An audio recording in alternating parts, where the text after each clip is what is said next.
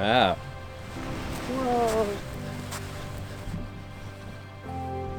Are you sure we're in Scotland? It's incredible. Welcome to Scotland. Yay, our first time in Scotland. It is cold, Yeah. but we won't draw attention to that because that is absolutely to be expected, and it adds to the I like it when you have to rug up warm. It is quite nice, isn't it? So we are taking a 3-day tour with Rabbies, who you might remember late last year we did a trip in England and Northern Ireland with them, and we absolutely loved it, so we've made sure that we're coming back, but we didn't want to see the typical Scotland. This one, I think this is going to be absolutely epic. Yeah, so we are heading to the island of Lewis and Harris, which is Scotland's largest island. It is so far north, it's above the Isle of Skye, and while we're there we're going to be figuring out the absolute best things to do there. Apparently the beaches up there would rank up there with some of the best in Europe. They look incredible. Maybe not for swimming at this, I mean it is summertime, but...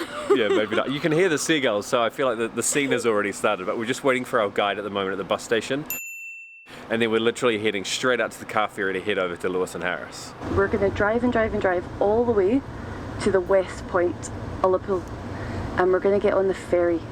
Now the ferry takes 2.5 hours and it's big, so don't worry about seasickness, it's usually okay. We're on the ferry now, we've come up to the observation deck.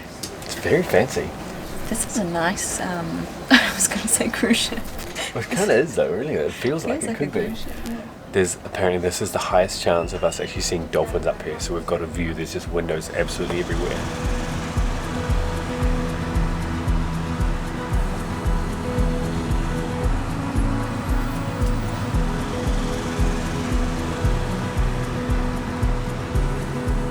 Start away in the sunshine.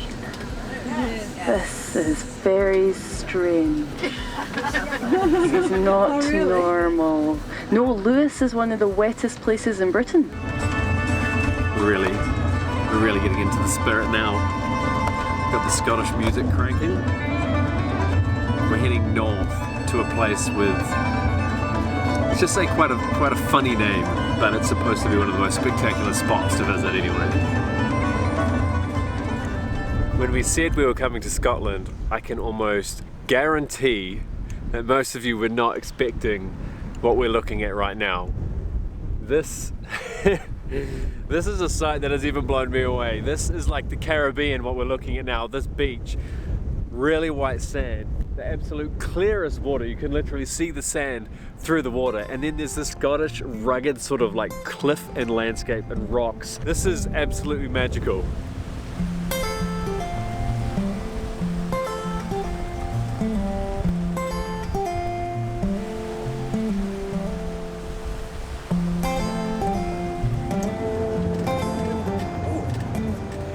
Made it now to the spot that I sort of hinted at with the funny name. This is known as the Butt of Lewis. We're so immature, we find it so amusing. We're asking why it's called the Butt, and apparently there's not really much of a reason, at least not that anybody seems to know. It's just that that is the end of the road. It literally is. It's the end. It is the end. This is like the northernmost part of the island, and directly in front of us is Iceland.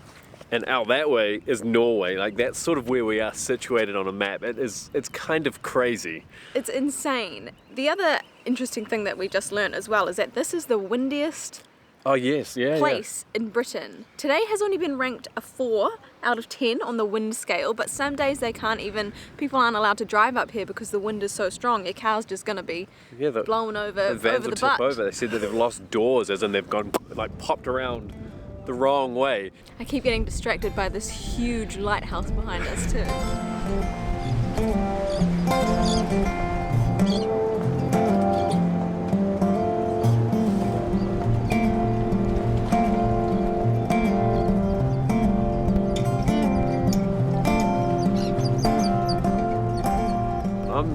I'm as impressed, if not even more already, with what I thought this place was going to be. It really is. The landscape is incredible, isn't it? It's such a nice looking spot to be. It's probably pretty important to take a look at the history as well. So this is actually one of the top things to do is to check out the traditional black and white houses.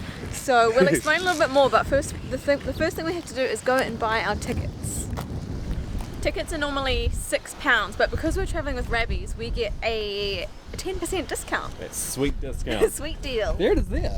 This is the Black House. Yeah, that's the Black House right there. We get to go inside. Can I keep him? No. This whole landscape is made of peat, which is a type of sediment That we had never heard of before. that we've never heard of before. And basically, back in the day, people used to dig trenches. We actually saw a few now as well, and they would get the peat out as like bricks and then leave them to dry. Then they would use that peat to burn to keep themselves warm during the winter. And it was basically their source of heating. Yeah, it's like a source of survival almost. Yeah, so... Go, keep going. I've got so many stories. Let it out. The reason that these houses were called black houses is because they used to burn the heat 24/7, 24 hours a day, the fire would be going. And so eventually everything inside just turned black. And they used to also invite their animals in the evenings to come into the house as well. So apparently everything got very dirty, and then eventually the outsiders, people not from here, Like people came from the in mainland. and said, this is disgusting, you need to move into these other places, the white houses, which are completely inefficient, not as good, and everybody hated it. Yeah, well, they were built by people that didn't live here. So they were made of cement, had no insulation. They didn't understand the peoples, did they? They didn't understand the people. Let's go and have a look. We're going to go in and we're going to have a look at this peat stack. This is very cool. I didn't anticipate that the fire would literally be on the floor in the middle of the room. Got the fire down here, and then there's all the cutlery and all that sort of stuff set up, so yeah, it's really nice. It's definitely cozy. It's a lot warmer in here, isn't it? And the smell is, apparently they liked the peat because the smell was a lot more appealing as well.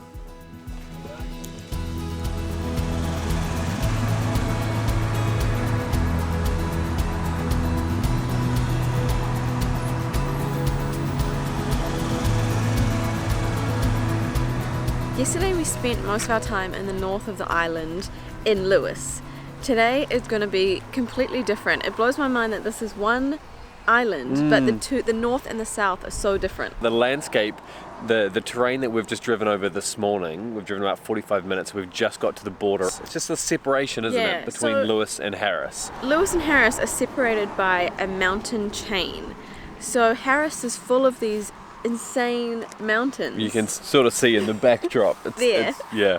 And then Lewis is very marshy, like you would have seen. Yeah, it's like just flat. Yeah, so today is going to be super interesting, but we wanted to keep this all in one video to show the contrast. And because it is one island, it is like one collective... 2 for 1. Exactly right. This is the sands of Luskintyre. It's about halfway between the tide being out and coming in, so you're not going to see as many sands as you sometimes do, but it's still going to be absolutely spectacular. There are the most amazing sand dunes, which you can just see some of in front of us.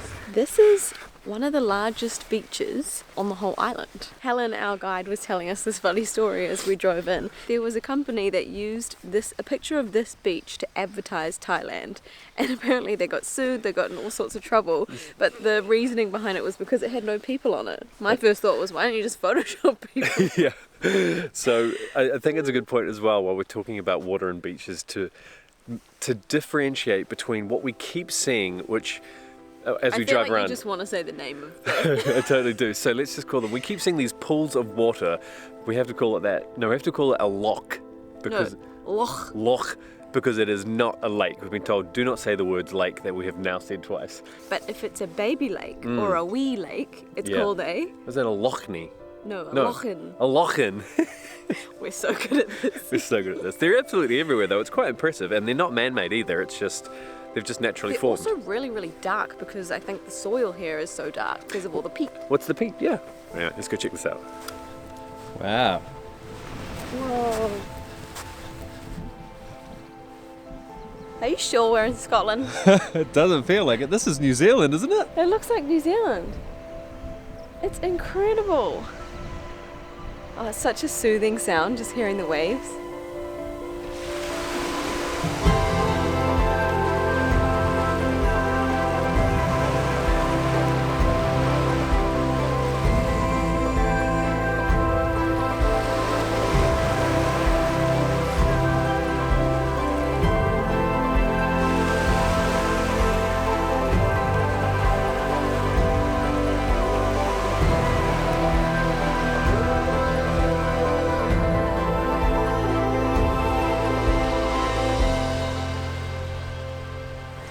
We'd be lying if we said that we haven't been looking out the window for the past 2 days, just praying and hoping. Hairy cows. Sorry. Do you want to explain more about what they are? These are Highland cows, and they've got like these very emotional looking fringes on them. Emotional, that's so good. And apparently the black ones are the traditional Highland cows. Yeah, Helen was telling us they are like the OG Highland Cows. I thought it was the gingery caramel ones. No, they've been bred because I can't remember, generations and years ago, whoever it was decided they didn't like the black ones and wanted to create something a little bit different. Racist! But we've been looking for them everywhere. They're not close enough to like properly get up there though.